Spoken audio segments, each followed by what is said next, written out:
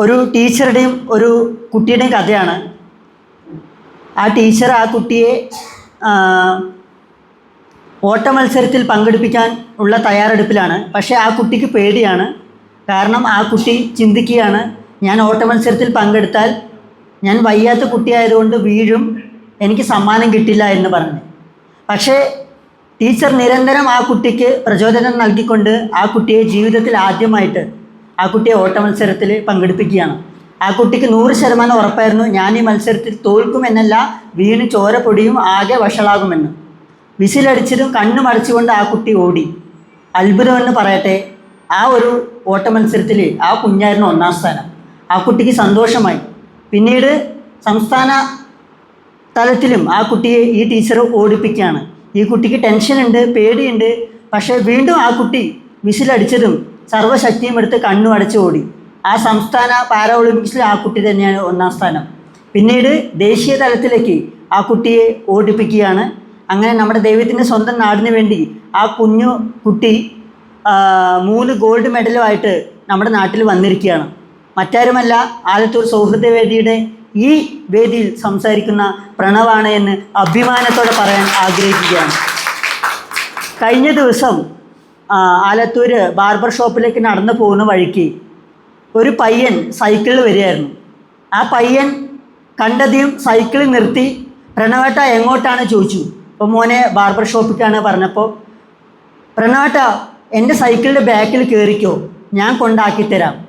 ആ പയ്യൻ സ്കൂൾ വിട്ട് കഴിഞ്ഞ് ബാങ്ക് വിളിക്ക്, അതായത് നോമ്പ് തുറക്കാൻ പോവുകയാണ് ആ പയ്യൻ. ആ പയ്യൻ്റെ സൈക്കിളിലെ ഹാൻഡിൽ ഒരു പാത്രമുണ്ട്. ആക്ച്വലി ആ ദിവസം ഞാൻ ഉറങ്ങാൻ നേരത്ത് ആ കുട്ടിയുടെ വാക്ക്, പ്രണവേട്ട ഈ സൈക്കിളിൻ്റെ ബാക്കിൽ കയറിക്കോ, ഞാൻ പ്രണവേട്ടനെ എത്തിക്കേണ്ട സ്ഥലത്ത് എത്തിക്കാം.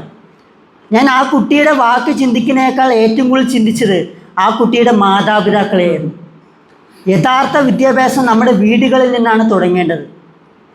നമ്മുടെ മാതാപിതാക്കൾ നമ്മുടെ മക്കളെ എങ്ങനെയാണോ പഠിപ്പിക്കുന്നത്, അതുപോലെ തന്നെയായിരിക്കും നമ്മുടെ മക്കളുടെ സ്വഭാവം. മാതാപിതാക്കൾ മക്കൾക്ക് നല്ലത് പറഞ്ഞു കൊടുക്കുമ്പോൾ നമ്മുടെ മക്കളും നല്ലതാവും. മാതാപിതാക്കൾ ചീത്ത കാര്യങ്ങൾ പറഞ്ഞു കൊടുക്കുമ്പോൾ നമ്മുടെ മക്കളും ചീത്ത കാര്യങ്ങൾ തന്നെയാവും.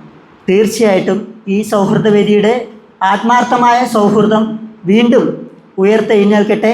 ആലത്തൂരുകാരുടെ ആത്മാർത്ഥമായ പിന്തുണയും സ്നേഹവും പ്രോത്സാഹനത്തിനും എല്ലാം വളരെ നന്ദിയുണ്ട്. ഒപ്പം തന്നെ ഈ പുണ്യ ദിനത്തിൽ ഒരു സന്തോഷ വാർത്ത കൂടി പറയാൻ ആഗ്രഹിക്കുകയാണ്. കാരണം വേറൊന്നുമല്ല, സ്കൂൾ പഠനകാലത്ത് പല മഹാന്മാരെ കുറിച്ച് അവരുടെ ജീവചരിത്രങ്ങൾ പഠിക്കുമ്പോൾ മനസ്സിലുണ്ടായിരുന്നു, ഒരു ദിവസം എൻ്റെ പേരും ഈ കുട്ടികൾക്ക് പഠിക്കാനുള്ള പാഠപുസ്തകത്തിൽ വരണമെന്ന്.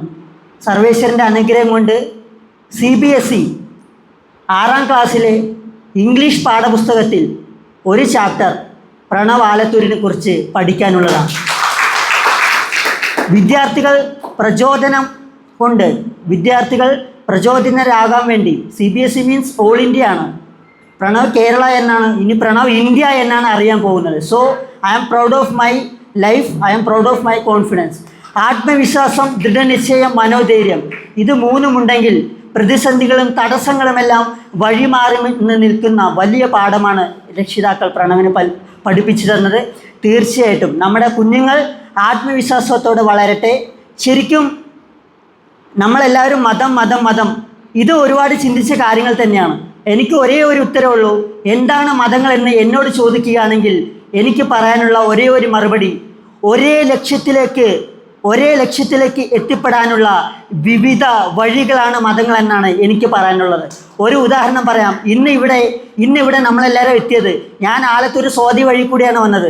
ജെയിംസ് ഏട്ടൻ വീട്ടിൽ നിന്നാണ് വന്നത്. കാവശ്ശേരിയിൽ നിന്ന് വന്നിട്ടുണ്ടാവും, പാലക്കാട്ടിൽ നിന്ന് വന്നിട്ടുണ്ടാവും, ബാംഗ്ലൂരിൽ നിന്ന് വന്നിട്ടുണ്ടാവും. ലക്ഷ്യം ഒന്ന് തന്നെ, ആത്മാർത്ഥമായ സൗഹൃദം, ആത്മാർത്ഥമായ സ്നേഹം, ആത്മാർത്ഥമായ പിന്തുണ. ഈ പുണ്യമാസത്തിൽ എല്ലാവരെയും സർവേശ്വരൻ അനുഗ്രഹിക്കട്ടെ. എല്ലാവർക്കും നന്മകൾ മാത്രം വരട്ടെ. ലോക സമസ്ത സുഖിനോ ഭവന്തു.